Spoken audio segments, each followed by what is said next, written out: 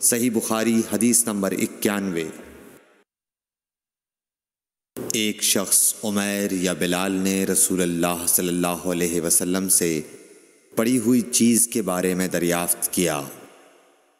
آپ نے فرمایا اس کی بندھن پہچان لے، یا فرمایا کہ اس کا برتن اور تھیلی کو پہچان لے، پھر 1 سال تک اس کی شناخت کا اعلان کراؤ، پھر اس کا مالک نہ ملے تو اس سے فائدہ اٹھاؤ، اور اگر اس کا مالک آ جائے تو اسے سونپ دو۔ اس نے پوچھا کہ اچھا گمشدہ اونٹ کے بارے میں کیا حکم ہے؟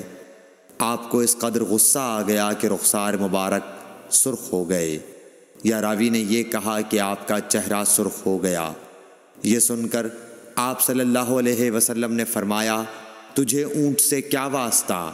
اس کے ساتھ خود اس کی مشک ہے اور اس کے پاؤں کے سم ہیں، وہ خود پانی پر پہنچے گا اور خود پی لے گا اور خود درخت پر چرے گا، لہٰذا اسے چھوڑ دو یہاں تک کہ اس کا مالک مل جائے۔ اس نے کہا کہ اچھا گمشدہ بکری کے بارے میں کیا ارشاد ہے؟ آپ نے فرمایا وہ تیری ہے یا تیرے بھائی کی، ورنہ بھیڑیے کی غذا ہے۔